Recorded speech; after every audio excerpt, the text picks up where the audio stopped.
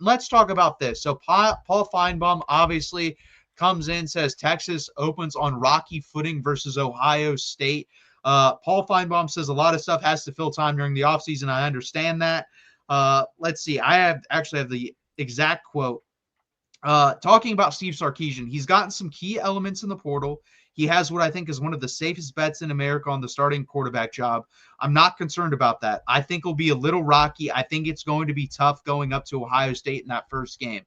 Gerald, what are your early feelings on that Ohio State game, and do you agree with Paul Finebaum? I mean, do I think it's going to be rocky? Probably, right? That's a tough way to open up your season.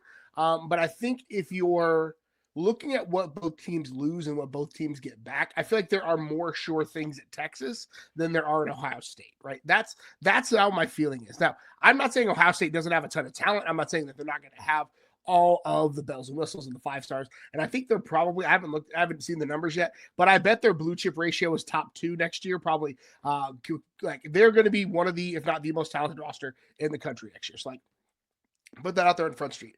But I think when you're looking at things you can count on and sure things for next year, Texas probably going to have the better set of edge rushers. Texas probably going to have the better set of linebackers, I think, in that room. Texas quarterback is going to be a toss-up, like they're both going to be in their first start. Ohio State's going to be breaking in new running backs. Texas is going to have some experienced running backs. Ohio State, big advantage for them, those wide receivers. They're going to have the best offensive player in the country, period, end of sentence, right? There's no two ways around that. So like Texas secondary is going to have to do something similar to what they did in the college football playoff game against them. Again, we are 7 months out from this, but I think where I'm at right now, I feel like Texas has more sure things on both sides of the ball than Ohio State. So is it going to be tough? Is it going to be loud? Is it going to be nasty? Absolutely. But I don't think Texas is going to lose that game. No, I don't either. I've actually already bet on it. It's like one of 10 games you can bet on. Texas is getting, on my bet, 3.5 points. It's already down to 3. Not even talking about players, like coaching-wise. Offensive coordinator, Chip Kelly, gone. Who's that going to be? Defensive coordinator, Jim Knowles, gone. Running backs coach, I believe, just left, and I think they need one. Maybe I'm wrong on that. Offensive line coach, I know, gone. He joined the Arizona Cardinals. I know they complained about him, but that offensive line played very well down the stretch with a lot of injuries, so I don't really know what they're complaining about. I think he did a really good job. And then you lose most of that defense. Like, let's be honest here. They won the national championship because their defense was the best in the country. I think Texas had the second best defense in the country. I think Ohio State had the best. And they only bring back Davison Igbinosun, which if anyone knows anything about that guy, holding machine, had the most penalties by any player, not defensive player, any player in the country. I think Cam Williams was in that running as well. But Davison Igbinosun was in the, I think he had 16 penalties at the end of the year. So he's getting a penalty a game.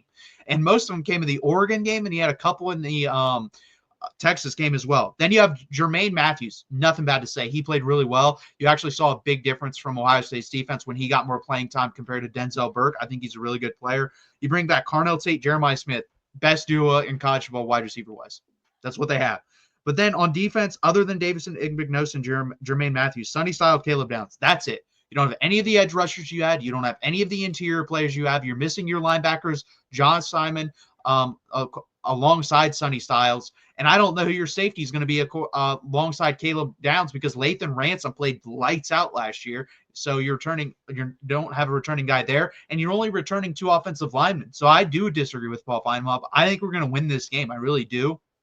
And I think the only way we don't win this game is if our offensive line is a complete mess. That's literally the only position I'm like, you know what, if that's a complete mess, I could see issues being there, because they still have a lot of talent, like you said, on that Ohio State roster. I just don't think it's going to be a complete mess, because guess what? Other than the first year under Steve Sarkisian, the offensive line's been good. It hasn't been great his second year, but it was good. I thought it was great 2 years ago, and I thought it was somewhere between great and good last year. I don't think it was great last year, but I don't think it was good either. I think it was a little bit better than good. So I expect, honestly, a better production out of the offensive line next year, because I think we're going to be able to run inside zone more. I don't think you're going to see as many penalties, and Arch Manning's going to help out with that, with the mobility. And that's another thing too. Listen, Arch Manning's going to be making his first start, but on the road, but I've seen him play, and I've seen him make starts, and I've seen him perform at Texas A&M. I know it was in a running role. I've seen literally nothing from Julian Sand. Nothing. So I think that's a big advantage Texas will have. him versus our defense, which is returning a lot of production. I think we're having 8 of 11 starters returning. Hey, listen, I'll take that all day versus a freshman quarterback in his first start, not his first home start, first road start, his first start in college football. If there's one thing you don't want to see across from you as a quarterback, a redshirt freshman in your first start, is Colin Simmons and Trey Moore. Like, that's just something you want to, like, that is get in his head early, make him see ghosts, and Texas can really swing the pendulum in that one. 100%. So that's going to be very interesting. Like I said, I think the line is 3 now. I haven't checked in a couple weeks. It was 3.5. Now it was 3 on DraftKings. I don't know what it is now, but I do think Texas also closed the gap talent-wise. Like last year, like you said, blue chip ratio-wise, if you look at the teams, it was Georgia, Ohio State, and Alabama all clustered in the top 3, and they were close. Then there was a drop-off to number 4, which was Texas. Then there was a drop-off to number 5, which was either Oregon or Clemson, but there was a drop-off in between there. I don't think that drop-off is going to exist anymore between Texas, Ohio State, Georgia, and Alabama. I think those will be the top 4 talent-wise, and there'll be a lot. And Texas has made up a gap. I think Ohio State has come down slightly. I think Texas has jumped up slightly. Yeah. So that gap doesn't really exist any longer, and I think that matters as much as anything as well. Yeah, I'm with you there. And again, blue chip, like stars matter, blue chip ratio is a real thing. So again, something to watch, something to look out for. Ohio State had the highest one this year, and they won. Yeah, 100%. I mean, that's usually how it works. Basically, if you're not in the top, like I think Bud Elliott has the blue chip ratio thing in the top. I think the lowest ever was Michigan at like 11 or 12. You don't win the national championship. You have to be basically a top 12 team talent-wise. If you don't compete in that, it's funny, we have a 12-team playoff. Then you don't win a national championship. But we really appreciate you guys joining us.